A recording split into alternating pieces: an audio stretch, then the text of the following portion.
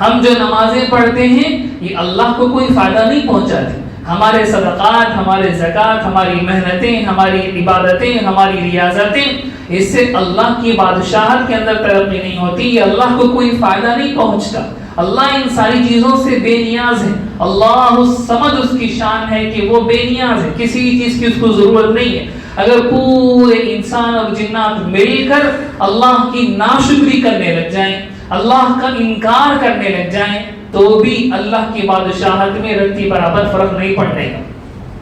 اور اگر سارے انسان اور جنات مل کر اللہ کی عبادت کرنے لگ جائیں، اس کے سجدے کرنے لگ جائیں، اس کے سامنے جھکنا شروع کر دیں، تو بھی اللہ کی بادشاہت میں، اللہ کی سلطنت میں رتی برابر فرق پڑنے والا نہیں ہے. یہی مطلب ہے اللہ الصمد کا. اللہ بے نیاز ہے، کسی کی ان کو ضرورت نہیں. ہمارے سجدوں کی، ہماری عبادتوں کی، ہمارے صدقات کی، ہمارے خیرات کی اسے کوئی ضرورت نہیں ہے.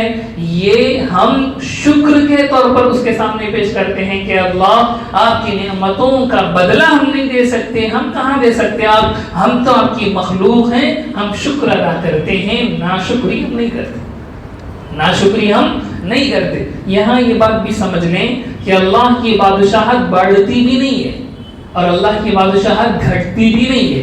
کیوں؟ کیونکہ بڑھتی وہ چیز ہے جس کے اندر گھٹنے کی پاسبلٹی ہو.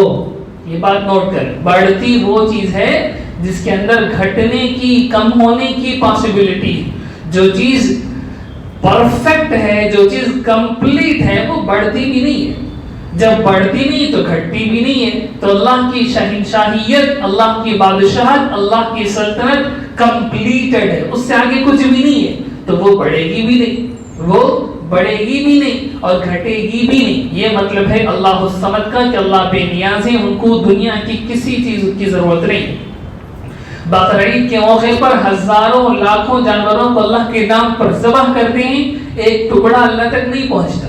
ایک ٹکڑا اللہ تک نہیں پہنچتا کیونکہ ان کو ضرورت ہی نہیں ہے. قرآن مجید میں اللہ نے فرمایا لَن يَنَالَ اللَّهَ لُحُومُهَا وَلَا دِمَاؤُهَا. اللہ تک نہ تمہارے جانوروں کا گوشت پہنچتا ہے، نہ تمہارے جانوروں کا خون پہنچتا ہے. یہ جیسے بت ہیں کہ بت پر چڑھا دیا جاتا ہے، ان پر خون ڈال دیا جاتا ہے، ان پر دودھ کا ابھیشیکم کیا جاتا ہے، وہ ان کو دیا جاتا ہے. اللہ کو ان ساری چیزوں کی ضرورت نہیں ہے. وہ بے نیاز ہیں. دنیا پوری مکر جائے، ان کی بادشاہت میں رتی برابر فرق نہیں آنے کا. دنیا ساری ان کی تابعدار ہو جائے، ان کی شان میں رتی برابر فرق نہیں آنے کا.